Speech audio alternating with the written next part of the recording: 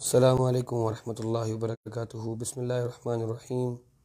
الحمد للہ رب العالمین والعاقبۃ للمتقین والصلاة والسلام علی سید الانبیاء والمرسلین سیدنا و امامنا و نبینا محمد وعلی آلہ و اصحابہ ومن ولائہ اجمعین، اما بعد۔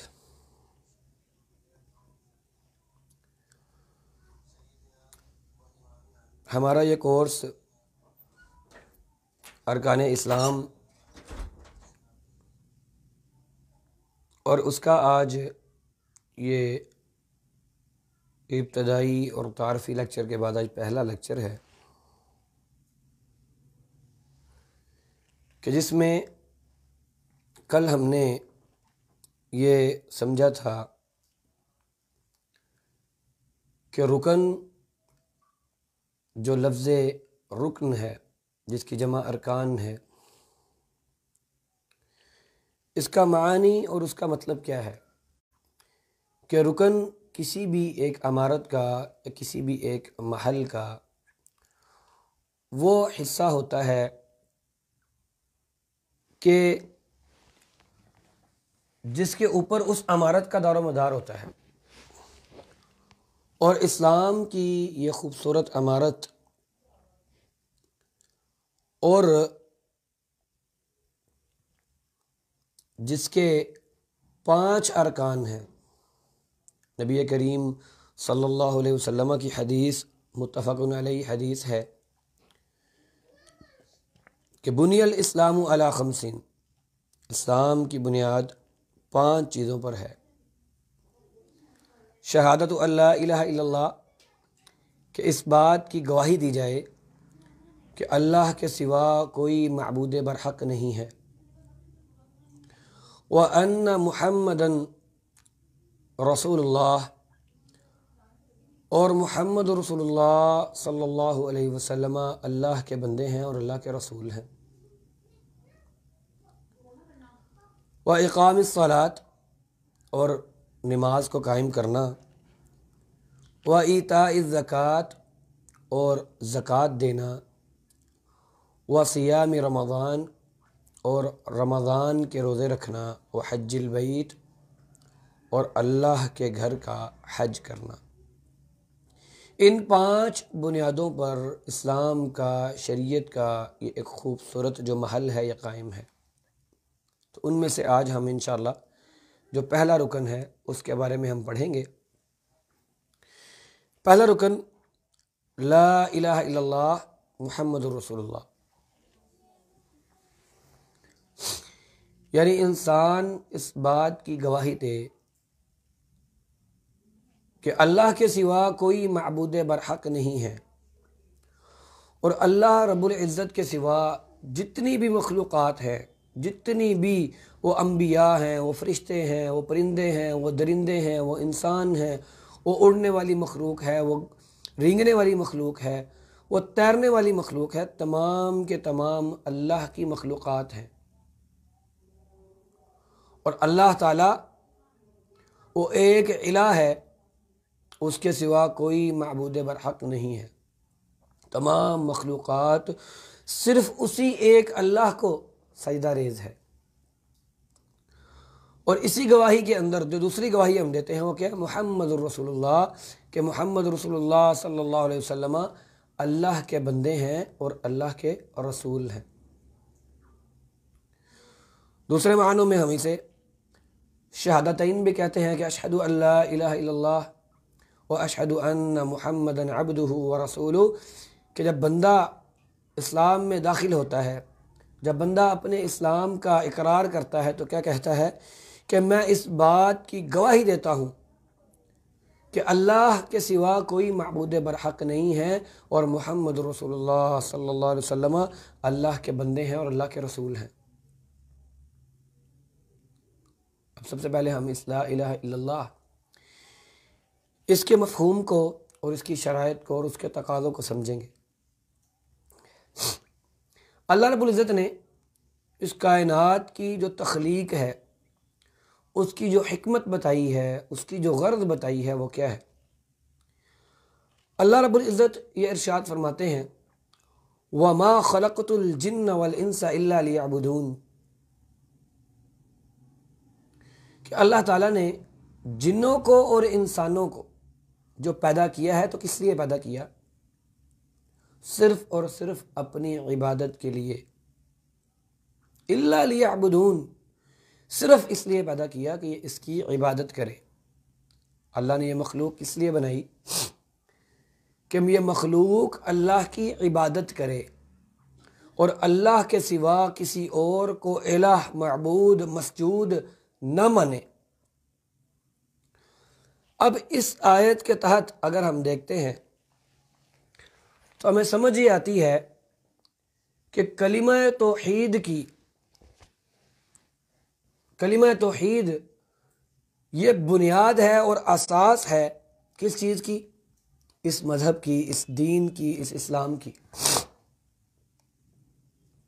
اور یہی سبب ہے کہ یہ کلمہ تمام انبیاء کرام اور جتنے بھی رسول محمد رسول اللہ صلی اللہ علیہ وسلم سے پہلے مبعوث ہوئے، ان سب کی دعوت کا مرکزی نقطہ یہی ہے، کیا؟ لا الہ الا اللہ۔ جیسا کہ اللہ تعالیٰ سورۃ النحل کی آیت نمبر 36 کے اندر فرماتے ہیں وَلَقَدْ بَعَثْنَا فِي كُلِّ أُمَّةٍ رَسُولًا أَنِ اعْبُدُوا اللَّهَ وَاجْتَنِبُوا الطَّاغُوتَ، کہ ہم نے ہر امت میں رسول بھیجا، ہم نے ہر امت میں رسول بھیجا اور اس رسول نے دعوت کیا دی؟ اس رسول کی جو دعوت تھی وہ یہ تھی، اس نے سب کو خبردار کیا ان اعبدوا اللہ، کہ اللہ کی عبادت کرنی ہے، واجتنبوا الطاغوت، اور غیر اللہ کی بندگی سے بچنا ہے۔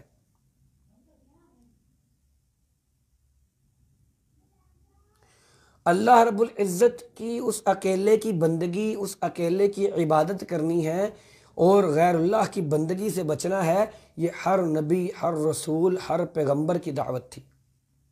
اور اسی دعوت کو اللہ رب العزت نے عام کرنے کے لیے پھر کیا کیا؟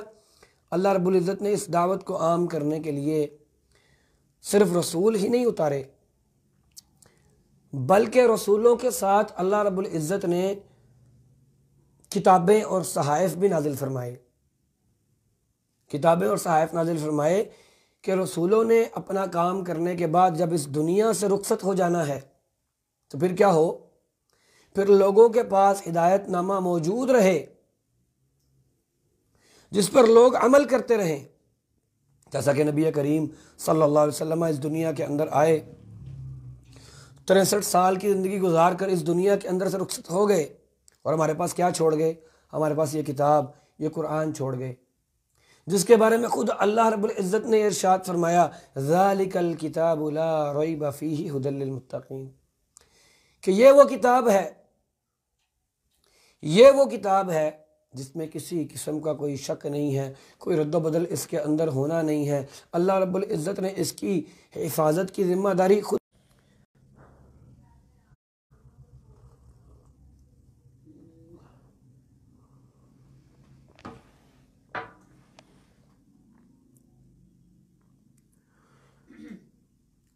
السلام علیکم ورحمۃ اللہ وبرکاتہ۔ انٹرنیٹ کی کچھ خرابی کی وجہ سے ڈسکنیکٹ ہو گیا تھا، اس کے لیے معذرت خواہ ہوں۔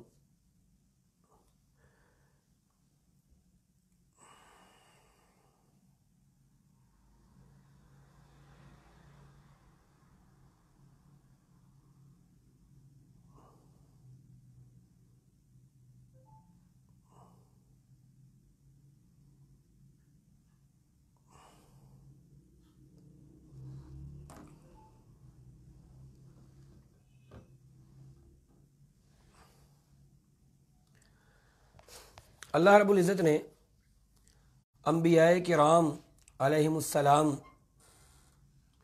جو کہ اس دنیا کے اندر جو دعوت لے کر آئے، ان کی دعوت کا جو محور اور جو مرکز تھا وہ لا الہ الا اللہ تھا، جیسا کہ اللہ تعالیٰ اپنی کتاب قرآن مجید کے اندر یہ فرماتے ہیں، سورۃ النحل ہے، اور سورۃ النحل کی آیت نمبر 36 ہے، وَلَقَدْ بَعَثْنَا فِي كُلِّ أُمَّةٍ رَسُولًا أَنِ اعْبُدُوا اللَّهَ وَاجْتَنِبُوا الطَّاغُوتَ، کہ ہم نے ہر امت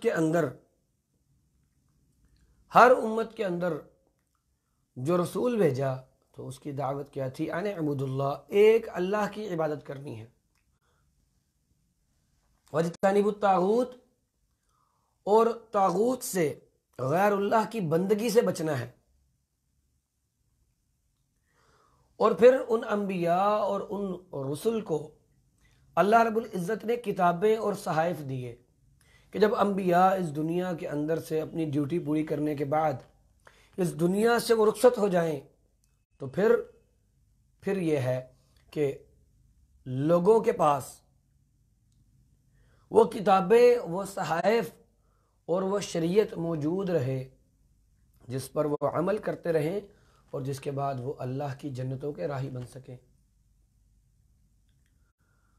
اس دنیا کے اندر رہ کر جب انسان نے عمل کرنا ہے تو پھر اس کے پاس اللہ کی طرف سے جو بھیجا گیا ہدایت نامہ ہے وہ سب سے زیادہ اس چیز کا مستحق ہے کہ اس پر عمل کیا جائے۔ جیسا کہ قرآن مجید کے بارے میں نبی کریم صلی اللہ علیہ وسلم پر یہ قرآن 23 سال کے اندر اترا، اللہ تعالیٰ نے اس کتاب کے بارے میں خود کیا فرمایا؟ ذالک الکتاب لا ریب فیہ ھدی للمتقین، کہ یہ وہ کتاب ہے کہ جس کے اوپر کوئی شک نہیں کہ یہ اللہ رب العزت کی کتاب ہے، یہ وہ کتاب کہ جس کتاب کے اندر مسلمانوں کے لیے، مؤمنین کے لیے ہدایت ہے۔ اور پھر اسی کتاب کے اندر جو چیز، پھر صرف یہ کتاب نہیں بلکہ سورۃ ابراہیم کی آیت نمبر 52 کے اندر اللہ تعالیٰ یہ ارشاد فرماتے ہیں ھذا بلاغ للناس ولینذروا به وليعلموا انما هو الہ واحد وليذکر اولو الالباب، کہ یہ کتابیں، یہ صحائف، یہ لوگوں کے لیے پیغام ہیں۔ کس چیز کا پیغام؟ یہ اس چیز کا پیغام ہے کہ ان کتابوں کو بھیجا اس لیے گیا ہے کہ ان کتابوں کے اندر لوگوں کو خبردار کیا گیا ہے، لوگوں کو یہ بات بتائی گئی ہے کہ وہ اس حقیقت کو مان لیں، اس حقیقت کو اچھے طریقے سے جان لیں کہ معبود برحقیقی جو ہے، جو اصلی معبود ہے، جس کی عبادت انہیں کرنی چاہیے، وہ صرف ایک الہ ہے، وہ ایک اللہ ہے کہ جس کی انہوں نے عبادت کرنی ہے اور اس کے سوا کوئی معبود نہیں ہے۔ اور کیا ہوگا جب یہ کتابیں، یہ صحائف ان کے پاس موجود ہوں گے تو عقل مند لوگ اس سے عقل پکڑیں گے، وہ جاگیں گے اور پھر اس پر عمل کریں گے۔ اسی طرح سے علامہ ابن العز رحمہ اللہ یہ فرماتے ہیں کہ توحید، یہ اس توحید کے اقرار کے ساتھ انسان اسلام میں داخل ہوتا ہے اور اسی توحید کو وہ لے کر جاتا ہے، جب اس کا آخری وقت ہوتا ہے تو وہ اسی توحید کا اقرار کرتا ہے، لہذا یہ پہلا اور آخری یہ اس کا واجب ہے، کیونکہ جب وہ اسلام میں داخل ہوا تو لا الہ الا اللہ کا اقرار کر کے داخل ہوا، اور جب دنیا سے اس نے جانا ہے تو اس کی اچھی موت اس بات پر منحصر ہے کہ اس کی وہ آخر میں بھی، اپنی موت کے وقت بھی وہ اس توحید کا اقرار کرنے والا ہو، اس توحید پر یقین رکھنے والا ہو، وہ لا الہ الا اللہ کا قائل اور فاعل ہو۔ تو پھر جب یہ کلمہ توحید جب اسلام کی اساس ہے، تمام انبیاء کی دعوت ہے، تو پھر جب اس توحید کے اوپر جزا اور سزا کا انحصار ہے تو پھر ہر کلمہ گو کے لیے یہ لازمی ہے، یہ ضروری ہے کہ وہ اس کے مفہوم کو سمجھے، اس کے معانی کو جانے، اس کی شرائط اور تقاضوں کو سمجھے اور اس کا علم حاصل کرے۔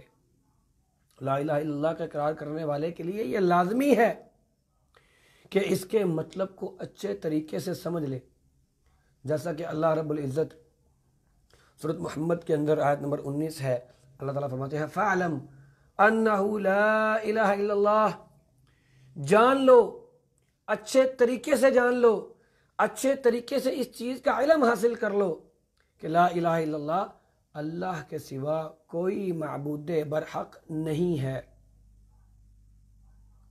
اب یہ کلمہ طیبہ جو ہے لا الہ الا اللہ، اس کے اندر نفی اور اثبات یہ دونوں ہے، یعنی ایک طرف ہم نفی کرتے ہیں، انکار کرتے ہیں اللہ کے سوا تمام معبودوں کا، کہ اس دنیا کے اندر جتنے بھی ایسے لوگ ہیں جو معبود ہونے کا دعویٰ کرنے والے ہیں، ان کا یہ دعویٰ حق نہیں ہے، ان کا یہ دعویٰ سچ نہیں ہے۔ لا الہ، کوئی الہ نہیں ہے الا اللہ، مگر وہ ایک اللہ کی ذات، اس کے سوا کوئی بھی معبود برحق نہیں ہے۔ یہ ہم نفی کرتے ہیں اس بات کی کہ اللہ کے سوا کوئی الہ نہیں، اور اقرار کرتے ہیں، اس بات کرتے ہیں اس بات کا کہ اللہ رب العزت ہی صرف وہ الہ ہے جس کی عبادت ہم نے کرنی ہے۔ تو لا الہ الا اللہ کا جو مفہومی مطلب ہوا وہ کیا ہوا؟ لا الہ الا اللہ کا مفہومی مطلب کیا ہے کہ اللہ کے سوا کوئی سچا معبود نہیں ہے۔ معبودیت کے، عبودیت کے دعوے دار تو بہت لوگ ہوئے، نمرود نے خدائی کا دعویٰ کیا، فرعون نے خدائی کا دعویٰ کیا، ابھی بھی اس دنیا کے اندر بہت سارے لوگ ایسے ہیں جن کی اللہ کے علاوہ عبادت ہوتی ہے۔ یہ ہمارا پڑوسی ملک ہندوستان ہے، 3 کروڑ خداؤں کو مانتے ہیں، جس چیز سے ان کو ڈر لگتا ہے وہ خدا ہے، جس چیز سے ان کو محبت ہوتی ہے وہ خدا ہے۔ بات ہماری جو سمجھنے کی ہے وہ کیا ہے؟ بات سمجھنے کی صرف یہ ہے کہ اللہ کے سوا کوئی معبود نہیں ہے۔ دعوے داران تو بہت گزرے، ابھی بھی ہیں، مزید آتے بھی رہیں گے، جو اپنے خدا ہونے کے دعویٰ کرنے والے، اپنے نبی ہونے کا دعویٰ کرنے والے بہت ہیں، لیکن معبود برحق اللہ کے سوا وہ کوئی اور نہیں ہے۔ پھر اسی طریقے سے یہ جو اللہ کو الہ ماننا، یہ صرف ہماری سمجھ کی بات نہیں ہے، یہ اللہ کا حکم ہے۔ سورۃ آل عمران کی آیت نمبر 18 ہے، اللہ تعالیٰ یہ فرماتے ہیں شہید اللہ انہ لا الہ الا ہوا والملائکۃ وَأُولُو الْعِلْمِ قَائِمًا بِالْقِسْطِ لَا إِلَهَ إِلَّا هُوَ الْعَزِيزُ الْحَكِيمُ۔ اللہ تعالیٰ خود اس بات کی گواہی دیتا ہے، خود اس بات کی شہادت دیتا ہے کہ اس کے سوا کوئی معبود برحق نہیں ہے، اور تمام فرشتے بھی اس بات کی گواہی دیتے ہیں، اور اہل علم اور اہل حق اور انصاف والے بھی اس بات کی گواہی دیتے ہیں کہ اس کے سوا کوئی معبود برحق نہیں ہے، اور وہ عزیز حکیم ہے، وہ حکمت والا ہے، وہ بہت غالب ہے اپنی بات پر۔ اب جب ہم لا الہ الا اللہ پڑھتے ہیں تو لا الہ انکار تو ہم نے کر دیا، الا اللہ، اب یہ لفظ اللہ، یہ لفظ اللہ اس کا مفہوم کیا ہے؟ لفظ اللہ کے بارے میں ہمارا سمجھنا، ہمیں اس کا معنی پتہ ہونا چاہیے کہ لفظ اللہ جب ہم بولتے ہیں تو اس کا معنی اور مطلب کیا ہے۔ لفظ اللہ، یہ اللہ جل شانہ کا اسم ذات ہے، اور تمام ائمہ کرام اور علماء کرام اس بات کے قائل ہیں کہ لفظ اللہ سبحانہ و تعالی کی جتنی بھی صفات ہیں، جتنے بھی اس کے اسماء ہیں، جتنی بھی اس کی صفات علیاء ہیں، یہ سب کو جامع ہے۔ اللہ کی ذات، اس لفظ اللہ کے اندر اللہ کی ذات کی جتنے بھی صفات ہیں وہ ساری کی ساری اس کے اندر آ گئی ہیں۔ یہ اللہ کا وہ نام ہے جس کے اندر اس کی ساری صفات موجود ہے، اور یہ وہ مبارک نام ہے جو اللہ کے سوا کسی بھی اور کے لیے بولنا ہر صورت حرام ہے۔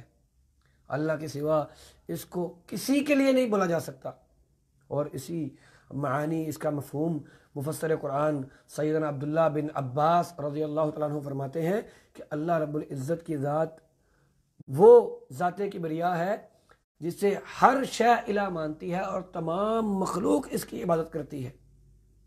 اور امام قرطبی رحمہ اللہ اس کی مزید وضاحت کرتے ہوئے یہ کہتے ہیں کہ یہ اللہ رب العزت کا یہ اسم مبارک، یہ وہ ذات برحق کا وہ نام ہے جو واجب الوجود ہے اور الوہیت کی تمام صفات کا حقدار ہے، اور ربوبیت کے تمام اوصاف جو ہیں وہ اسی سے موصوف ہے، اور وجود حقیقی میں وہ منفرد ہے اور اس کے سوا کوئی معبود نہیں ہے۔ یعنی اللہ رب العزت کا یہ نام، یہ توحید ربوبیت کو سموئے ہوئے، توحید اسماء صفات کو سموئے ہوئے، اور توحید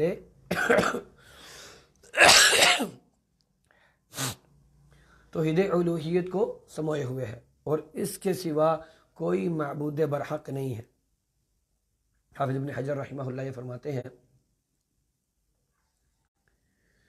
جب ہم الہ کا مفہوم سمجھتے ہیں، کیونکہ ہم نے نفی کی ہے لا الہ کی، کہ کوئی الہ نہیں ہے، تو جب الہ کا مفہوم ہم سمجھتے ہیں تو حافظ ابن حجر رحمہ اللہ یہ فرماتے ہیں کہ الہ اس ذات کو کہا جاتا ہے، اس ذات کو کہتے ہیں جس کی ہیبت و جلال، محبت اور خوف، اور اس سے امید اور اس سے بھروسہ، اسی سے ہی سوال اور اسی سے ہی دعا، اور اس کے پیش نظر اس کی اطاعت، اور پھر اس کی اطاعت کی جائے اور پھر اس کی نافرمانی بالکل نہ کی جائے، اور یہ سب کچھ جو ہے یہ اللہ جل شانہ کے سوا کسی اور کے شایانہ شان نہیں ہے، کہ اس سے محبت بھی رکھی جائے، اس سے خوف بھی کھایا جائے، اس کے ہیبت و جلال کے تحت رہا بھی جائے، دعا مشکل آئے تو صرف دعا اس سے کی جائے، پریشانی آئے تو صرف اس کو پکارا جائے، درد ہو تو صرف اس کو یاد کیا جائے، تکلیف میں اس سے شفا مانگی جائے، یہ صرف اور صرف اللہ رب العزت کی شان کا لائق ہے، کہ اطاعت صرف اس کی جائے گی، نافرمانی سے صرف اس کی ڈرا جائے گا، یہ صرف اللہ کی شان کو لائق ہے، اس کے سوا کوئی اور نہیں ہے۔ اور اسی طرح سے شیخ الاسلام امام ابن تیمیہ رحمہ اللہ یہ فرماتے ہیں کہ الہ کا معنی اور مفہوم یہ ہے کہ وہ معبود ہے، اور معبود وہ ہوتا ہے جو عبادت کا استحقاق رکھتا ہو، اور اس کے مستحق کے عبادت ہونے کی جو وجہ ہے وہ یہ ہے کہ وہ ایسے تمام اوصاف کے ساتھ متصف ہوتا ہے، ایسی تمام صفات وہ اس کے اندر پائی جاتی ہیں جن کا لازمی نتیجہ یہ ہے کہ وہ آخری درجہ کی محبت کا حقدار ہے، وہی محبوب ہے، اور انتہائی درجے کی جو اطاعت ہے، فرما برداری ہے، اس کا اظہار اسی کے لیے ہے۔ بس الہی وہ محبوب اور معبود ہے کہ دل سے اس سے محبت کی جائے، جس کی عبادت کی جائے اور اس کی اطاعت بجا لائی جائے، اس کے لیے عاجزی اور انکساری دکھائی جائے، اسی کے سے ہی خوف زدہ ہوا جائے، اور اس سے امیدیں وابستہ رکھی جائے، اور اسی طرح سے جب تکلیف ہو تو پکارا اسی کو جائے، بھروسہ اسی پر کیا جائے، پناہ اسی سے ہی تلاش کی جائے، اور اس کی محبت میں ہمیں سکون ملے، یہ ہے مطلب الہ کا۔ اور اللہ رب العزت سورۃ الحج آیت نمبر 62 کے اندر فرماتے ہیں ذالک بان اللہ هو الحق وان ما يدعون من دونه هو الباطل، کہ یہی وہ بات ہے کہ یہ سب کس لیے ہے، یہ سب اس لیے ہے کہ اللہ تعالیٰ ہی برحق ہے، اور یہ تمام لوگ جنہیں اللہ کے سوا پکارا جاتا ہے وہ سب کے سب باطل ہیں۔ تو معبودیت کا تقاضا جو ہے وہ حق تو صرف یہ ہے کہ صرف اور صرف اللہ کی عبادت کی جائے، اور کلمہ توحید کا تقاضا کیا ہے؟ کلمہ توحید کا تقاضا ہے کہ انسان اللہ تعالیٰ کی ذات کو، اس کی ذات بابرکت کو اور اس کی صفات کاملہ کو صرف اور صرف اللہ رب العزت کے لیے ہی سمجھے، اور اس وحدہ لا شریک کے ساتھ اس کو خاص سمجھے، کسی اور کو کسی طرح سے اس مالک ارض و سماوات کے ساتھ شامل اور شریک نہ کرے، نہ کسی کو اس کے ساتھ تشبیہ دے، نہ کسی کی مثال اس کے ساتھ ملا کر دے، اور نہ ہی اللہ کی صفات میں سے کسی صفت کو کسی اور کے ساتھ بیان کرے۔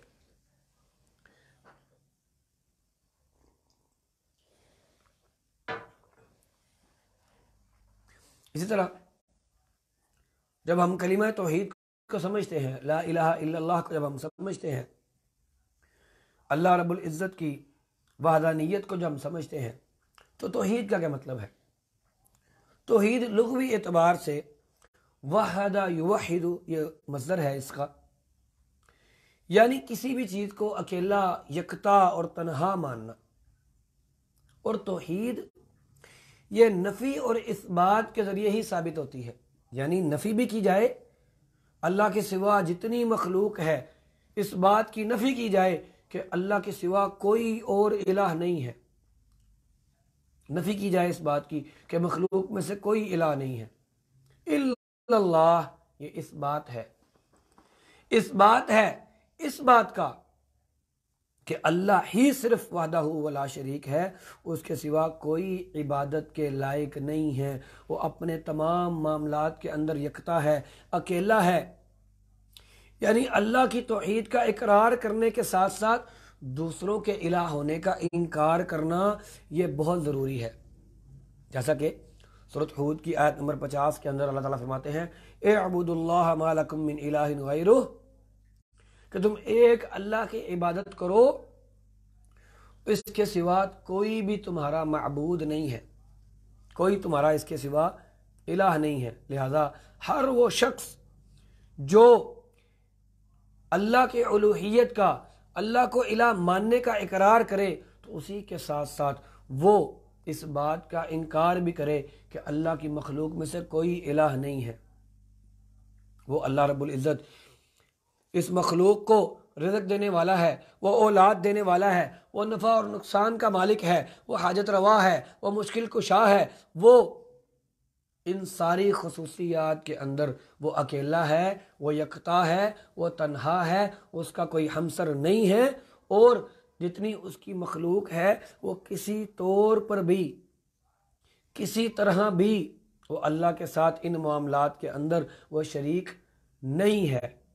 جو شخص اس بات کا اقرار نہیں کرتا وہ موحد نہیں ہو سکتا، کیونکہ الوہیت وہ جامع صفت ہے جو تمام صفات جو اللہ کی ہیں اس کو کمال کے ساتھ شامل ہے۔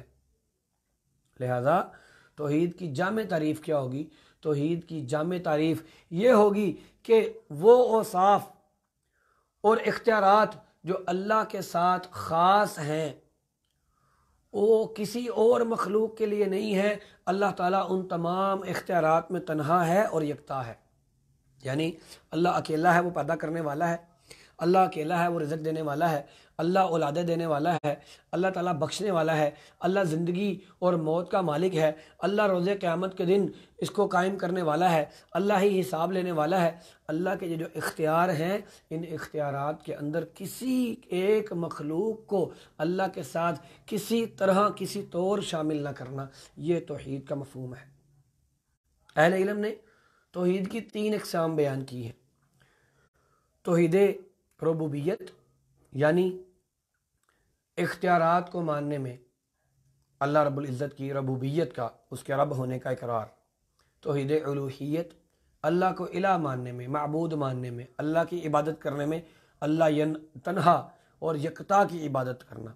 اور توحید اسماء و صفات، یعنی اللہ رب العزت کے جو اسماء ہیں، جو اللہ کی صفتیں ہیں، ان کے اندر اللہ اکیلا ہے، اس جیسی صفات وہ کسی اور کی نہیں ہے۔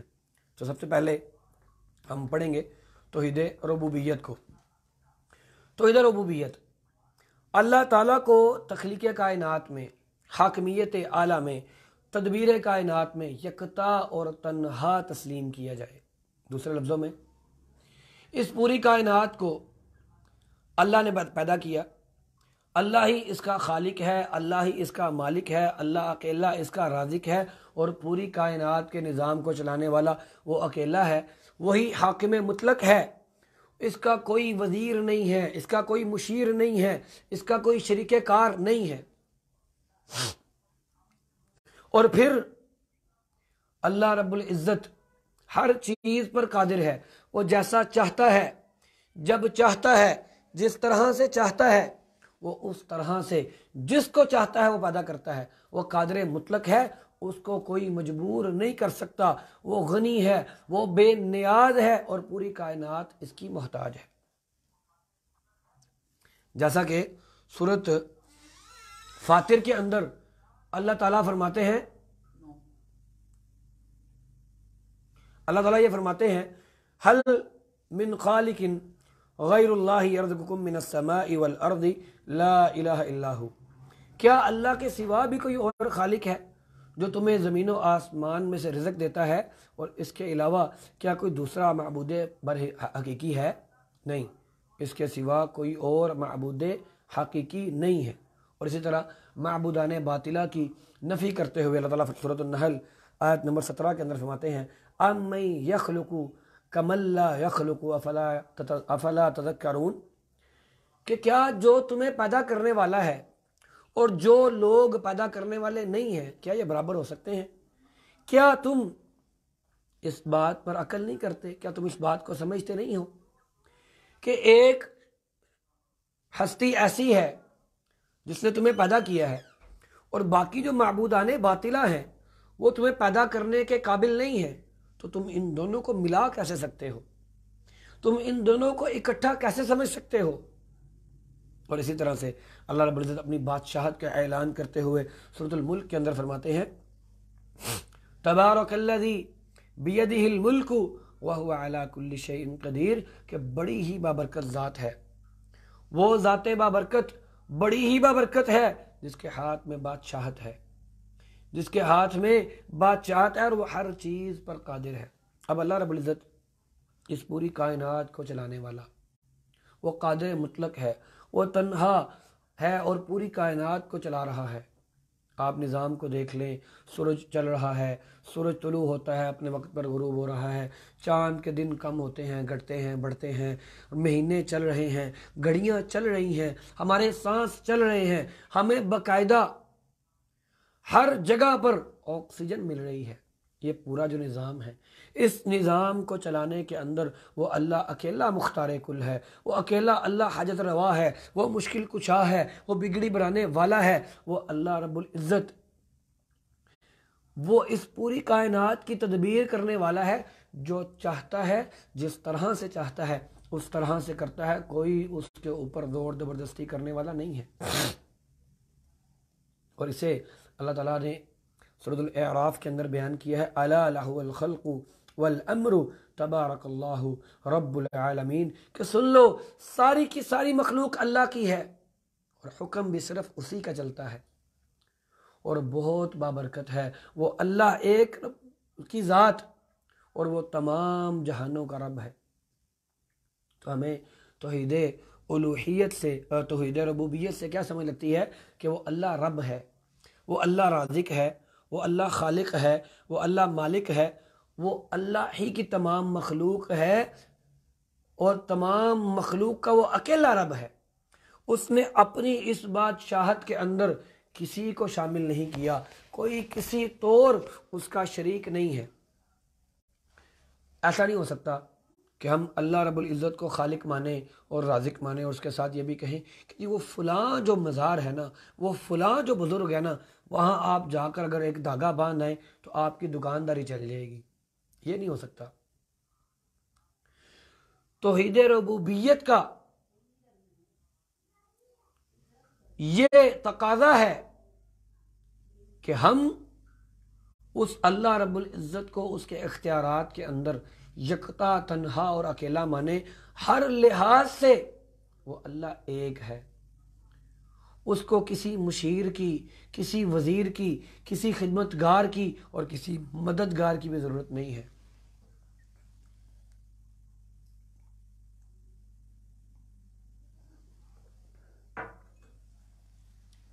اسی طرح سے توحید کا جو دوسری جو توحید کی قسم ہے، توحید الوہیت، یعنی وہ توحید جس میں اللہ کو الہ ماننا ہے، ایسی یعنی توحید کی وہ قسم جس میں اللہ رب العزت کی کو الہ کے طور پر جو ہم نے اس کی عبادت کرنی ہے۔ اس کا مفہوم کیا ہے؟ کہ انسان کسی قسم کی، انسان کی جتنی بھی عبادات ہیں، وہ قولی ہوں، وہ فعلی ہوں، وہ مکمل عبادات یا عبادات کا کوئی بھی حصہ، وہ تمام کا تمام اس ایک اللہ وحدہ لا شریک کے لیے ہو۔ کسی دوسرے کے لیے کوئی عبادت یا کسی بھی عبادت کا کوئی ایک حصہ وہ کسی اور کے لیے مقرر نہ کرے، بے شک وہ کوئی مقرر فرشتہ ہو، کوئی بزرگیدہ نبی ہو، کوئی رسول ہو، یا وہ کوئی بھی نیک انسان ہو، یا کوئی انسانوں کے علاوہ کوئی مخلوق ہو، جنات ہوں، فرشتے ہوں، یا کوئی اور خلائی مخلوق ہو، کیونکہ عبادت صرف اور صرف اللہ کا حق ہے، اور تمام کی تمام مخلوق اس بات کی ذمہ دار ہے کہ وہ ایک اللہ وحدہ لا شریک کی عبادت کرے، اور وہ ایک اللہ اس بات کا حقدار ہے کہ صرف اس کی عبادت کی جائے، اور یہ دعوت تمام انبیاء کی یہی دعوت ہے۔ اور اللہ رب العزت نے جو قرآن ہم پر اتارا ہے، اس قرآن کی تعلیمات بھی یہی ہیں۔ سورۃ الحود ہے، آیت نمبر 1 اور 2 ہے، اللہ تعالیٰ یہ فرماتے ہیں الف لام را کتاب احکمت آیاتہ ثم فصلت من لدن حکیم خبیر اللہ تعبدوا الا اللہ اننی لکم منہ نذیر و بشیر۔ الف لام را، یہ ایسی کتاب ہے جس کی آیات محکم ہیں، حکم کی گئی ہیں، اور پھر یہ صاف صاف بیان کی گئی ہیں کہ وہ اللہ، وہ حکیم ہے، وہ اللہ باخبر ہے۔ اور یہ خبر کیا ہے، اور یہ بات کیا ہے؟ بات یہ ہے کہ اللہ رب العزت کے سوا کسی کی عبادت نہ کرو، اور میں تم میں سے جو تمہارے پاس آیا ہوں وہ کس لیے آیا ہوں؟ کہ میں تم میں سے ڈرانے والا ہوں، اور میں تمہیں خوشخبریاں دینے والا ہوں۔ اور پھر سورۃ یوسف کے اندر اللہ تعالیٰ فرماتے ہیں ان الحکم الا للہ امر اللہ تعبدوا الا ایاہ ذالک الدین القیم ولکن اکثر الناس لا يعلمون، کہ ہر قسم کی بادشاہت اس ایک اللہ وحدہ لا شریک کے لیے ہے، ہر قسم کی بادشاہت اس ایک اللہ وحدہ لا شریک کے لیے ہے، اور اس نے حکم دیا ہے کہ صرف تم اسی کی عبادت کرو، اور یہی مضبوط اور یہی مکمل دین ہے، لیکن اکثر لوگ اس بات کو سمجھتے نہیں ہیں۔ اور تیسرا مقام قرآن کا سورۃ اسراء ہے، آیت نمبر 23 ہے، اللہ تعالیٰ یہ فرماتے ہیں وَقَضَىٰ رَبُّكَ أَلَّا تَعْبُدُوا إِلَّا إِيَّاهُ وَبِالْوَالِدَيْنِ إِحْسَانًا، کہ تیرے رب کا یہ حکم ہے کہ اس اکیلے اللہ کی، اس اکیلے رب کی عبادت کی جائے، اور والدین کے ساتھ احسان کیا جائے۔ اب ان آیات سے ہمیں کیا سمجھ لگتی ہے؟ ان آیات سے ہمیں سمجھ یہ لگتی ہے کہ ہر قسم کی عبادت، وہ قیام کی صورت میں ہو، وہ رکوع کی صورت میں ہو، وہ سجدے کی صورت میں ہو، وہ دعا کی صورت میں ہو، وہ نظر و نیاز کی صورت میں ہو، وہ ڈر کی صورت میں ہو، وہ خوف کی صورت میں ہو، وہ طمع اور لالچ کی صورت میں ہو، ہر قسم کے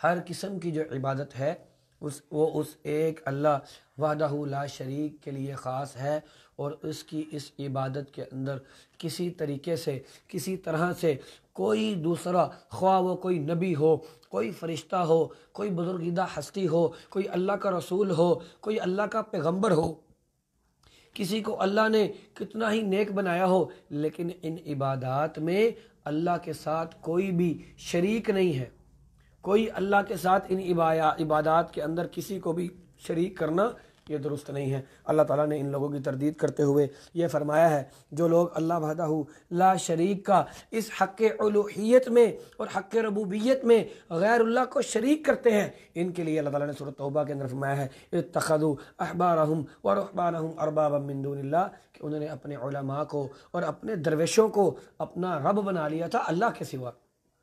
تو عدی بن حاتم فرماتے ہیں اس آیت مبارکہ کی تفسیر خود اللہ کے نبی نے میرے سامنے بیان فرمائی۔ جب وہ اسلام لانے کے لیے اللہ کے نبی کے پاس گئے تو عدی بن حاتم کہتے ہیں کہ اللہ کے نبی، ہم نے اپنے علماء کو یا اپنے بڑوں کو اپنا الہ تو نہیں بنایا۔ تو اللہ کے نبی صلی اللہ علیہ وسلم نے فرمایا جب وہ تمہارے لیے کسی چیز کو حلال کرتے تھے تو کیا تم ان کی حلال کردہ چیزوں کو حلال نہیں سمجھتے تھے؟ کیا تم ان کی حرام کردہ چیزوں کو حرام نہیں سمجھتے تھے؟ کہ اللہ کے نبی ایسا تو تھا۔ تو یہی جو ہے یہ اللہ رب العزت کا حق ہے کہ کسی چیز کو حلال کرنا، کسی چیز کو حرام کرنا، یہ صرف اللہ رب العزت کے لیے ہے۔ اور جب کوئی شخص کسی کی حرام کردہ چیز کو اپنے اوپر حرام کر لے گا، کسی کی حلال کردہ چیز کو اپنے اوپر حلال کر لے گا، تو گویا اس نے اسے اپنا الہ بنا لیا۔ میں مدینہ کے اندر موجود تھا، مسجد نبوی کے پاس ایک شخص ایسے اورنج کلر کا لباس پہنے ہوئے، اورنج کلر کی پگڑی باندھے ہوئے وہاں موجود تھا۔ تو وہاں ایک انڈین مبلغ ہے جو کہ حکومت سعودیہ کی طرف سے وہاں پر تبلیغ کرتے ہیں، تو انہوں نے اس سے کہا کہ ادھر آؤ۔ جب آیا اس سے بات کی، اس سے کہا کہ یہ تم نے کیوں پہنا ہوا ہے، تمہیں پتہ نہیں یہ اللہ کے نبی نے منع فرمایا ہے؟ اس نے کہا میرے پیر نے مجھے یہ پہننے کے لیے کہا ہے، یہ رنگ میرے پیر کا پسندیدہ ہے۔ جب ایک چیز کو اللہ کے نبی نے اللہ کے حکم سے مردوں کے لیے حرام قرار دے دیا تو کیسے کسی پیر کی بات مان کے اس کو اپنے اوپر حلال کیا جا سکتا ہے؟ یہی ہے وہ اللہ رب العزت کے حکم کی خلاف ورزی کرتے ہوئے کسی دوسرے کو معبود بنا لینا، اور ہمارے ہاں اس بات کو کوئی بات سمجھتے ہی نہیں ہے۔ اور اسی طرح سے صحیح بخاری اور مسلم کے اندر سیدنا عبداللہ ابن مسعود رضی اللہ تعالیٰ عنہ سے ایک روایت ملتی ہے کہ انہوں نے پوچھا اے اللہ کے نبی ای ذنب اعظم عند اللہ، کہ اللہ کے نبی اللہ کے ہاں کون سا گناہ ہے جو بہت بڑا ہے؟ تو اللہ کے نبی نے فرمایا ان تجعل للہ ندا وہو خلقک، تو اللہ کے ساتھ کسی اور کو شریک بنا لے حالانکہ اللہ تعالیٰ نے تمہیں پیدا کیا ہے۔ یعنی وہ پیدا کرنے والی ہستی، اس کے ساتھ جب تم کسی اور کو شریک بنا لو گے تو پھر کیا ہوگا؟ یہ اللہ کے ہاں سب سے بڑا گناہ ہے کہ اللہ رب العزت جو خالق ہے، جو رازق ہے، جو پیدا کرنے والا ہے، اس کے ساتھ کسی اور مخلوق کو ملا لیا جائے، اس غرض سے ملا لیا جائے کہ وہ اللہ کا ہمسر ہے۔ وہ اللہ نے تو تمہیں پیدا کیا ہے ماں کے پیٹ سے، وہ بندہ خود کیا کرے گا جو خود اپنی مرضی سے پیدا نہیں ہوا؟ اس کو پیدا بھی اسی طریقے سے ہی کیا گیا جیسے تمہیں پیدا کیا گیا ہے، وہ بھی ماں کے پیٹ سے اسی طرح پیدا ہوا جس طرح تم پیدا ہوئے، اسے بھی ماں کے پیٹ میں اسی طرح رزق دیا گیا۔ یہ جتنے بھی اولیاء ایسے ہیں جن کو لوگ معبودان برحق باطلہ جو ہیں، جن کو لوگ معبود مانتے ہیں، کیا ان کو ماں کے پیٹ میں کوئی الگ خوراک دی گئی ہے؟ ان نام نہاد خداؤں کو جو خدائی کا دعویٰ رکھتے ہیں، کیا ان کو بھی وہی خون پلا کر پیدا نہیں کیا گیا جو خون عام بندے کو پلا کر پیدا کیا گیا ہے؟ تو اللہ کے ساتھ کسی کو شریک کرنا یہ اللہ کے ہاں سب سے بڑا گناہ ہے۔ تو توحید الوہیت یعنی اللہ کو الہ مان کر اس کی عبادت کرنا۔ اب عبادت کا مفہوم کیا ہے؟ عبادت اصل میں کسی ہستی کے سامنے عاجزی اور انکساری ظاہر کرنے کا نام ہے۔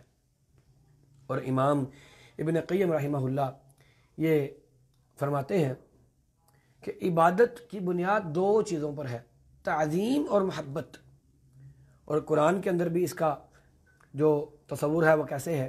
سورۃ انبیاء ہے، آیت نمبر 90 ہے۔ اللہ تعالیٰ یہ فرماتا ہے انہم کانوا یسارعون فی الخیرات ویدعوننا رغبا ورہبا، کہ بلا شبہ وہ بھلائی کے کاموں میں بڑھ چڑھ کر حصہ لیتے ہیں اور وہ اللہ کو پکارتے ہیں محبت اور خوف کے ساتھ۔ یعنی محبت کے نتیجے میں رغبت پیدا ہوتی ہے، اور تعظیم جو ہے وہ دل سے پیدا ہوتی ہے، اور تعظیم میں رغبت اور خوف پیدا ہوتا ہے۔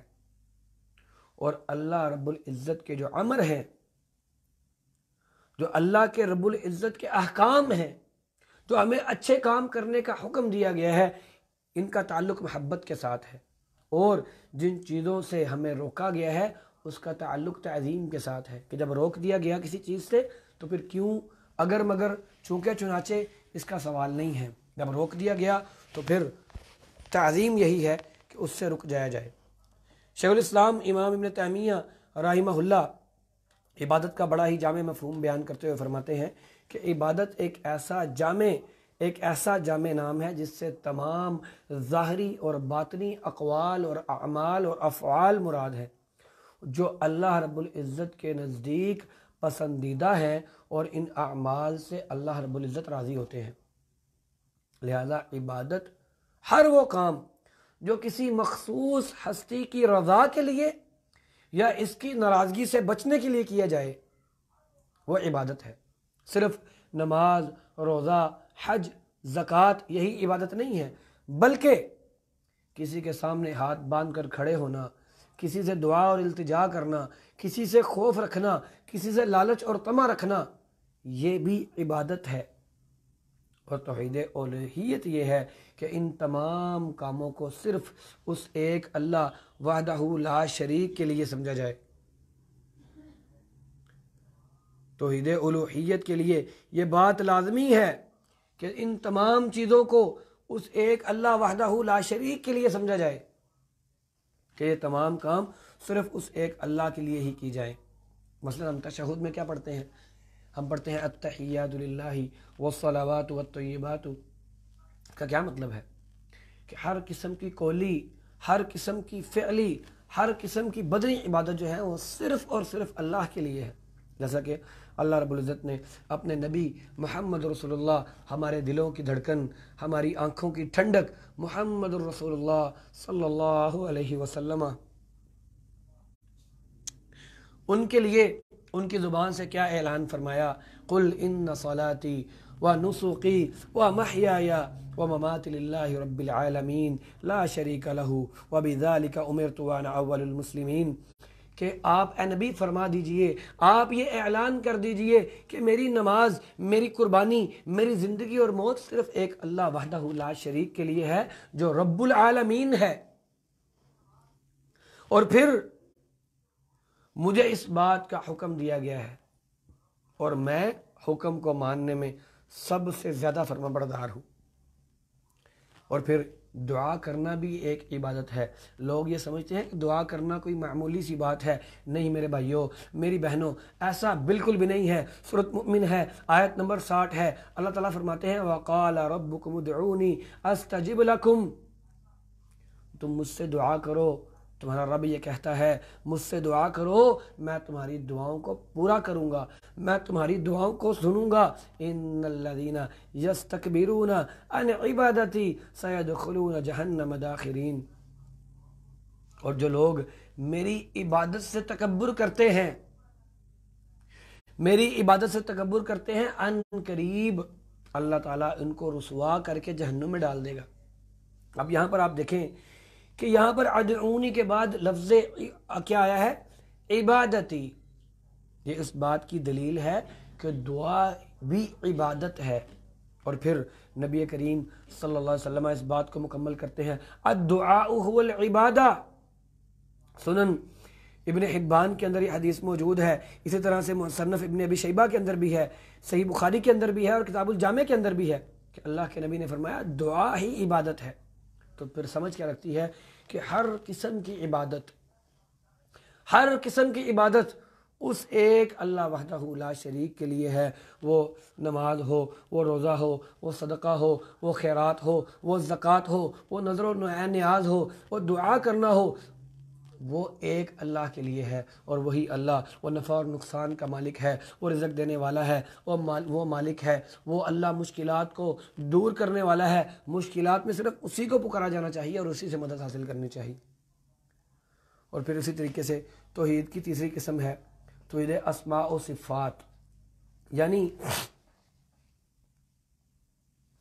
اللہ تعالیٰ کے وہ اسماء اور وہ اللہ تعالیٰ کی صفتیں، اللہ تعالیٰ کے وہ نام جو اللہ تعالیٰ نے اپنے لیے منتخب فرمائے ہیں، اور اللہ تعالیٰ کی وہ صفات جو اللہ نے اپنی ذات بابرکت کے ساتھ موصوف کی ہیں، یا اللہ کے نبی محمد رسول اللہ صلی اللہ علیہ وسلم نے اپنی احادیث کے اندر انہیں بیان کیا ہے۔ ان کے بارے میں یہ عقیدہ رکھا جائے کہ یہ تمام نام، یہ تمام صفات عالیہ اس ایک اللہ وحدہ لا شریک کے لیے ہیں، اور اللہ تعالیٰ ان میں یکتا اور تنہا ہے۔ ان صفات میں اللہ تعالیٰ کی طرح کا کوئی اور نہیں شامل ہے۔ اور جس طرح سے یہ صفات اور یہ اسماء ہمیں قرآن کے اندر اور حدیث کے اندر ملتے ہیں، ہم اسی طرح سے اس کو سمجھیں گے۔ اس کے اندر کسی قسم کی کوئی تعویل، کوئی تحریف، کوئی تعطیل، کوئی تمثیل یا کوئی تشبیہ نہیں دیں گے، یعنی کوئی اس کی تعویل نہیں کریں گے کہ یہ ایسے نہیں ہے، ایسے ہے، یا اس کو ایسے کر لیا جائے تو فلاں کے لیے جائز ہے۔ کوئی اس کے اندر تحریف یعنی رد و بدل نہیں کریں گے، کوئی اس کے اندر تعطیل یعنی کمی بیشی نہیں کریں گے، اور کوئی اس کے لیے تمثیل، کوئی مثال نہیں دیں گے، اور کوئی تشبیہ کسی جیسا اس کو نہیں کہیں گے۔ اس سے گریز کریں گے۔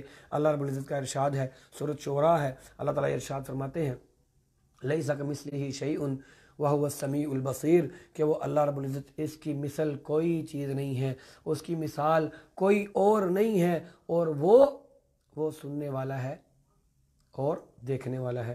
اور پھر اللہ تعالیٰ کا حکم ہے، سورۃ النحل ہے، آیت نمبر 74 ہے، اللہ تعالیٰ فرماتے ہیں فَلَا تَضْرِبُوا لِلَّهِ الْأَمْثَالَ إِنَّ اللَّهَ يَعْلَمُ وَأَنْتُمْ لَا تَعْلَمُونَ، کہ تم اللہ کے لیے کوئی مثال بیان نہ کرو، اللہ تعالیٰ سب کچھ جاننے والا ہے اور تم نہیں جانتے۔ یعنی اللہ تعالیٰ کو اس کی مخلوق پر اور اس کی صفات با کمال کو مخلوق کی صفات پر قیاس کرنا درست نہیں ہے، مثال دینا درست نہیں ہے۔ ہمارے ہاں ایک مثال بڑی عام دی جاتی ہے کہ دیکھیں جی، کسی بادشاہ کے پاس اگر جانا ہو تو لازمی ہے پہلے ہم اس بادشاہ کے جو قریبی لوگ ہوں گے، جو مقرب لوگ ہوں گے، پہلے ہم ان تک جائیں گے، وہ پھر ہمارا پیغام جو ہے وہ بادشاہ تک پہنچائیں گے۔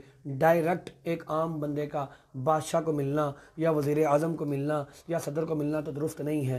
اس لیے کیسے صرف اللہ سے ڈائریکٹلی ناطہ بنا لیا جائے، لنک بنا لیا جائے، نہیں، اس کے لیے ہمیں چاہیے کہ ہم اولیاء کرام کے ساتھ اس کے اندر معاونت ان کی حاصل کریں۔ نہیں میرے بھائیوں، یہ ایسا بالکل بھی نہیں ہے۔ اول تو یہ مثال دینی ہی نہیں چاہیے، کہاں ایک دنیا کا، ایک علاقے کا صرف بادشاہ، اور کہاں وہ خالق کائنات، کہ یہ دنیا کا گولا، یہ کائنات کے کروڑوں جو کہکشائیں کائنات کے اندر چل رہی ہیں، اس کہکشاں کا ایک چھوٹا سا ایک حصہ ہے۔ اس کے ایک چھوٹے سے ملک کا، ایک چھوٹے سے علاقے کا بادشاہ، اس کی مثال اللہ کے ساتھ دی جائے گی تو کیا یہ اللہ کی شان کو لائق ہے؟ کیا کوئی عقل مند شخص یہ سمجھتا ہے کہ ایک بادشاہ کی مثال اللہ کے لیے دینی چاہیے؟ وہ اللہ خالق کائنات کہاں، اور کہاں یہ بادشاہ جو بیچارہ ایک علاقے کا مخصوص ہے، کتنا ہی طاقتور کیوں نہ ہو، اپنی تمام رعایا کے احوال نہیں جان سکتا، اور وہ اللہ رب العزت، وہ اللہ خالق کائنات، مالک ارض و سماوات، وہ اللہ تو کالی رات کے اندر کالے پتھر کے اوپر رینگنے والے جو کالے رنگ کا کیڑا وہاں چل رہا ہو، اللہ تو اس کے پیروں کی آواز بھی سننے والا ہے۔ اس پتھر کے اندر جو ایک کیڑا ہے، اللہ تعالیٰ تو اس کو بھی رزق دینے والا ہے۔ اس اللہ کی مثال دی جائے گی اس دنیا کے بادشاہ کے ساتھ، تو ایسا کرنا بالکل بھی درست نہیں ہے۔ اس لیے اس طرح کی چیزوں سے دور رہنا چاہیے۔ اب جب انسان، ہم نے کلمہ طیبہ کو ہم نے سمجھا اور اس کے ہم نے تقاضوں کو دیکھا، اس کے معنی اور مفہوم کو دیکھا، اب ہم کلمہ طیبہ کی شرائط کو سمجھتے ہیں کہ کلمہ طیبہ کی شرائط کیا ہے۔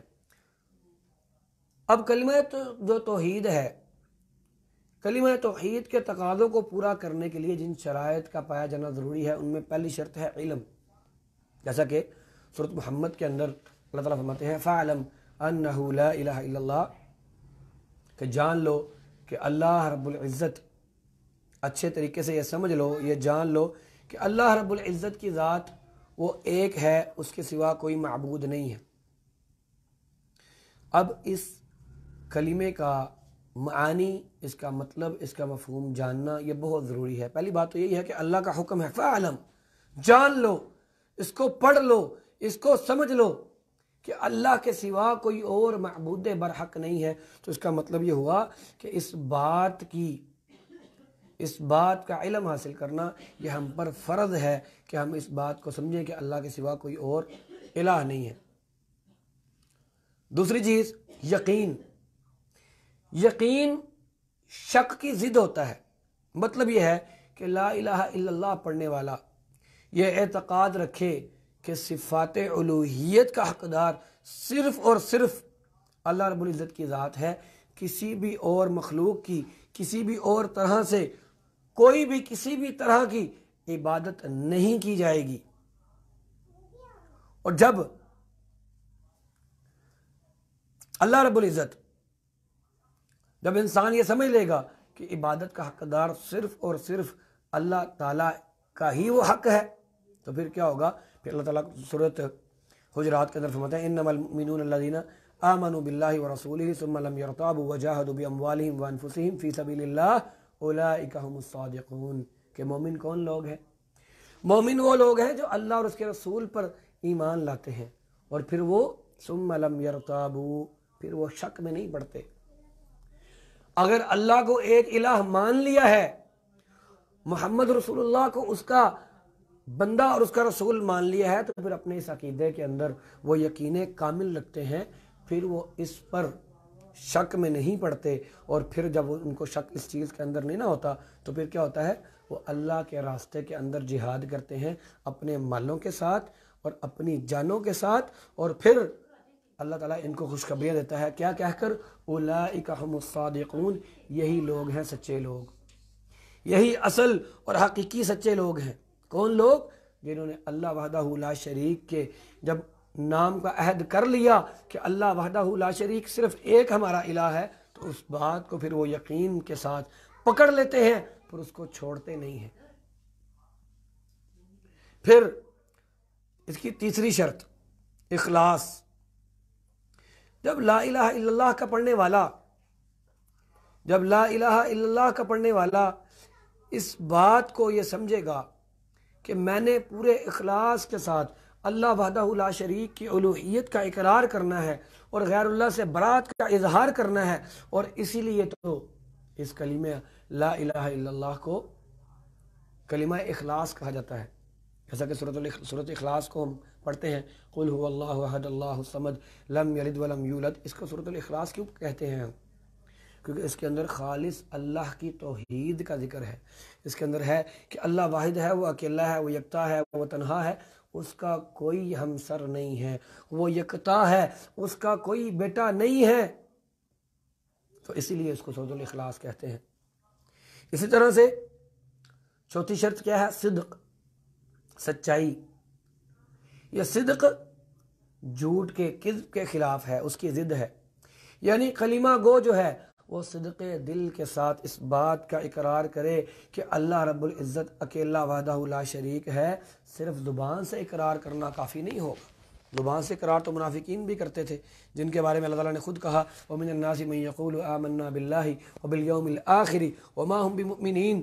کہ کچھ لوگ ایسے بھی ہیں جو زبان سے تو اس بات کا اقرار کرتے ہیں، جو یہ کہتے ہیں کہ ہم ایمان لائے، اللہ پر ایمان لائے اور ہم یوم آخرت پر ایمان رکھتے ہیں، لیکن اللہ تعالیٰ ان کے بارے میں کیا کہتا ہے؟ وَمَا هُمْ بِمُؤْمِنِينَ. یہ لوگ ایمان والے نہیں ہیں، یہ لوگ در حقیقت ایمان نہیں لائے. کیوں؟ کہ وہ صرف اور صرف زبان سے اقرار کرتے تھے، صدق دل کے ساتھ، دل کی سچائی کے ساتھ، دل کی مضبوطی کے ساتھ ان کا اقرار نہیں تھا. اسی طرح سے سیدنا معاذ بن جبل رضی اللہ تعالیٰ عنہ کی ایک حدیث ملتی ہے کتاب العلم صحیح بخاری کے اندر کہ اللہ کے نبی صلی اللہ علیہ وسلم نے فرمایا ما من احد یشہد ان لا الہ الا اللہ وان محمد رسول اللہ صدقا من قلبہ الا حرمہ اللہ علی النار.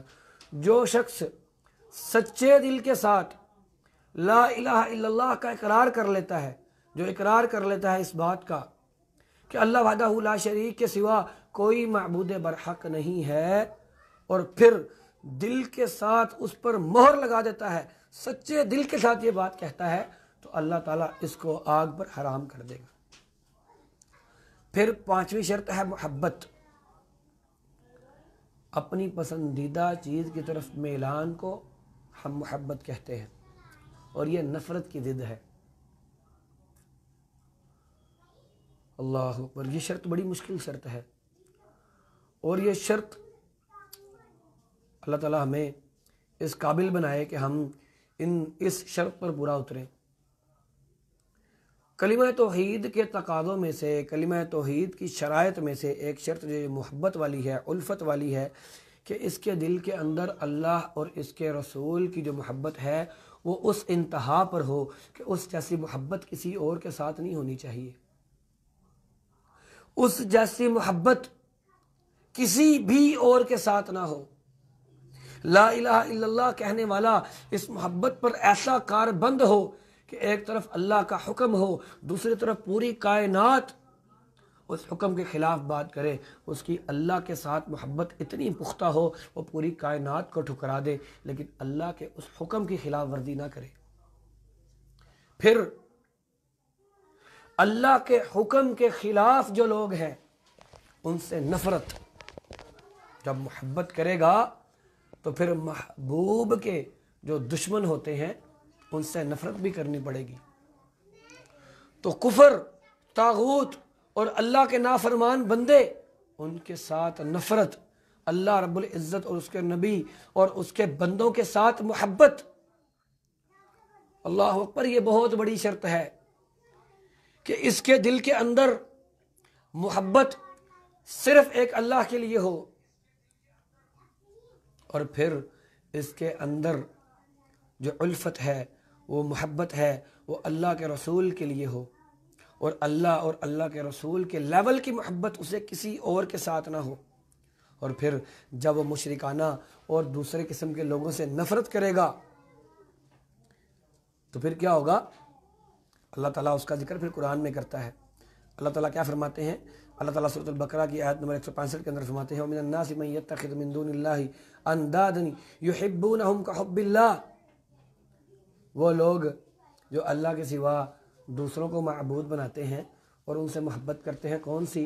ان کے ساتھ وہ محبت کرتے ہیں جو محبت انہیں اللہ سے کرنی چاہیے۔ یہ تو اللہ کے دشمنوں کا ذکر ہو گیا۔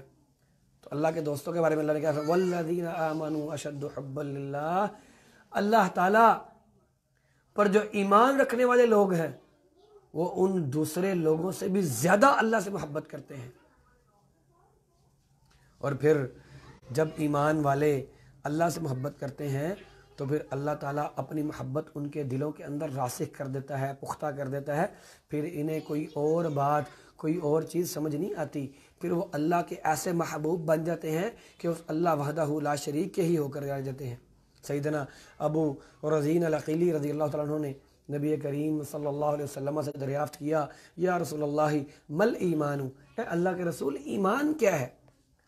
فقال ان تشہد ان لا الہ الا اللہ، اللہ کے نبی نے فرمایا ایمان یہ ہے کہ تو اس بات کی گواہی دے کہ اللہ کے سوا کوئی اور معبود برحق نہیں ہے، وحدہ لا شریک لہ، وہ اکیلا ہے اور اس کا کوئی شریک نہیں ہے، وَأَنَّ مُحَمَّدًا عَبْدُهُ وَرَسُولُهُ وَأَن يَكُونَ اللَّهُ وَرَسُولُهُ أَحَبُّ إِلَيْكَ مِمَّا سِوَاهُمَا۔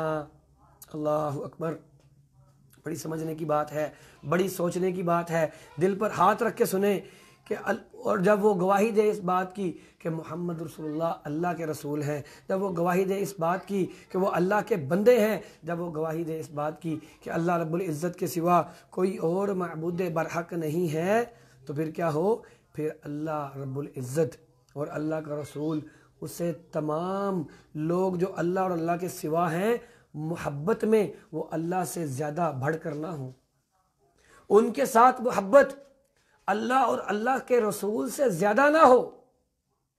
اللہ اکبر، یعنی محبت کا جو آخری درجہ ہے، جو محبت کا ٹاپ ہے، جو محبت کی کوہان ہے، وہ اللہ اور اللہ کے رسول کے لیے ہونی چاہیے۔ اور پھر اس سے کیا ہوگا؟ اس سے کیا ہوگا؟ اس سے یہ ہوگا کہ اگر ہم ہر چیز سے زیادہ اللہ کو محبوب رکھیں گے تو پھر اللہ رب العزت بھی ہمیں اپنا محبوب بنا لے گا۔ پھر اس کی چھٹی شرط کیا ہے؟ توحید کی چھٹی شرط ہے انعقاد اور تابعداری۔ انعقاد خشوع کو کہتے ہیں، تابعداری کو کہتے ہیں، خضوع کو کہتے ہیں، سر تسلیم خم کرنے کو کہتے ہیں۔ یہاں جو اس سے مراد ہے وہ کیا ہے؟ لا الہ الا اللہ کے تقاضوں میں یہ تقاضا ہے کہ ظاہری اور باطنی طور پر انسان ہر صورت تابع فرمان ہو جائے، اللہ کے احکامات کے سامنے سر جھکا لے، سر جھک جائے، اور پھر جو اللہ کے احکامات ہوں اس پر وہ عمل پیرا ہو، جو اللہ کی حرام کردہ چیزیں ہوں ان چیزوں کو وہ ترک کر دے۔ اور اللہ تعالیٰ کا ارشاد گرامی ہے، اللہ تعالیٰ فرماتے ہیں سورۃ زمر آیت نمبر 54 ہے وَأَنِيبُوا إِلَىٰ رَبِّكُمْ وَأَسْلِمُوا لَهُ مِن قَبْلِ أَن يَأْتِيَكُمُ الْعَذَابُ ثُمَّ لَا تُنصَرُونَ، کہ وہ اپنے رب کی طرف تم لوگ رجوع کرو اور اس کے مطیع بن جاؤ اس سے پہلے کہ تم پر عذاب آ جائے اور پھر تمہاری کوئی بھی مدد نہ کی جائے۔ اور اس کی 7ویں شرط کیا ہے؟ اس کی 7ویں شرط ہے قبول۔ قبول کا مطلب یہ ہے کسی بھی شخص کو، کسی بھی چیز کو خوش دلی کے ساتھ قبول کر لینا۔ اور یہاں پر اس کا مطلب کیا ہے؟ یہاں پر اس کا مطلب یہ ہے کہ کلمہ توحید اور اس کے تقاضوں کو خوش دلی کے ساتھ، سر جھکاتے ہوئے، عاجزی اور انکساری کے ساتھ قبول کر لینا، اور ان میں سے کسی چیز کا انکار نہیں کرنا۔ یہ نہیں ہونا چاہیے کہ طبیعت کے موافق ہے تو آمین، طبیعت کے موافق نہیں ہے تو میں نہیں مانتا، ایسا نہیں ہونا چاہیے۔ اگر ہمارا کوئی عمل کسی تقاضے کے خلاف ہے تو ہمیں چاہیے اپنا وہ عمل چھوڑ کے ہم اللہ کی توحید کو سمجھیں، اور پھر اس کو خود پر جبر اور خود پر زیادتی نہ سمجھیں، بلکہ بتسلیم و رضا اس کو قبول کریں۔ اور اللہ رب العزت کا اس بارے میں قول ہے، سورۃ صافات ہے، اللہ تعالیٰ فرماتا ہے انہم کانوا اذا قیل لهم لا الہ الا اللہ یستکبرون ویقولون انا لتارکو آلہتنا لشاعر مجنون بل جاء بالحق وصدق المرسلین۔ کہ بلا شبہ جب ان سے کہا جاتا ہے، جب ان سے اللہ تعالیٰ یہ کہتے تھے، اللہ تعالیٰ کے نبی ان سے یہ کہتے تھے کہ اللہ کے سوا کوئی معبود برحق نہیں ہے، تو یہ لوگ کیا کہتے تھے کہ ہم یہ تکبر کرتے تھے اور غرور کرتے تھے، اور کہتے تھے کہ ہم اس شاعر کے، اس پاگل کے لیے ہم جو ہے وہ اپنے معبودوں کو چھوڑ دیں، نعوذ باللہ من ذالک۔ جبکہ اللہ تعالیٰ کیا فرماتے ہیں کہ حالانکہ ہمارا یہ نبی جو آیا ہے یہ حق لے کر آیا ہے، اور پھر رسولوں نے بھی اس کی تصدیق کی تھی۔ یہ لوگ کلمہ حق کو قبول کرنے میں جو لوگ تکبر کرتے ہیں اور وہ اس بات پر راضی نہیں ہوتے کہ وہ اللہ کے رسولوں کی پیروی کریں، اور اللہ رب العزت ان مشرکوں سے مومنوں کو الگ کرتا ہے۔ کس طرح سے؟ اس طرح سے کہ جب ہم توحید کی شرائط کو، توحید کے تقاضوں کو مانیں گے تو پھر کیا ہوگا؟ پھر یہ ہوگا کہ اللہ رب العزت ہمارے دلوں کے اندر توحید کو راسخ کر دے گا۔ اس کا علم حاصل کرنا کیوں ضروری ہے؟ کہ توحید ہی صرف وہ ایک کنجی ہے، وہ ایک ایسی چابی ہے کہ جس کے لیے جو صرف اور صرف جنت کا دروازہ کھول سکتی ہے۔ توحید وہ چیز ہے کہ اگر توحید انسان کی درست ہوئی، باقی اعمال کے اندر اگر کچھ کمیاں کوتاہیاں آ بھی گئیں تو پھر اللہ تعالیٰ ان کو معاف فرما دے گا۔ اگر توحید کامل نہ ہوئی تو اللہ تعالیٰ تمام اعمال کو ضائع کر دے گا۔ ایک انسان ایسا ہو، اس کی زندگی میں حج موجود، اس کی زندگی میں عمرے موجود، اس کی زندگی میں نیکیاں، زکاتیں، بڑا کچھ موجود، لیکن توحید اس کی کامل نہیں ہے۔ نہ اس نے توحید کو سیکھا، نہ اس نے توحید کو پڑھا، اور وہ سمجھتا ہے کہ شاید توحید کے بغیر جو ہے وہ کامیاب اور کامران ہو جائے گا، تو ایسا ممکن نہیں ہے۔ اللہ رب العزت سے دعا ہے کہ اللہ رب العزت ہمیں اس موقع سے بھرپور فائدہ اٹھانے کی توفیق دے۔ اللہ رب العزت ہمیں ہمارے دنیاوی امور کے اندر اور دینی امور کے اندر ہماری مدد فرمائے، اور اللہ تعالیٰ ہمیں اس دنیا کے اندر رہتے ہوئے توحید پر مضبوطی کے ساتھ کاربند رہتے ہوئے صدق دل کے ساتھ اس کلمے کا جو ہم نے اقرار کیا ہے، اس کی شرائط اور اس کے تقاضوں پر پورا اترنے کی توفیق عطا فرمائے۔ اللہ تعالیٰ جن بھائیوں نے، جن بہنوں نے دعا کی درخواست کی ہے، اللہ تعالیٰ ان کو شفائے کاملہ عاجلہ عطا فرمائے۔ اللہ تعالیٰ ان لوگوں کو جنہوں نے قرض کے لیے دعا فرمائی ہے، کرنے کا کہا ہے، اللہ تعالیٰ ان کے قرضوں کو دور فرمائے، اللہ تعالیٰ ان کے قرضوں کی ادائیگی کے اندر آسانیاں فرما دے۔ اللہ رب العزت بیماروں کو شفا عطا فرمائے۔ جن لوگوں کی اللہ رب العزت نے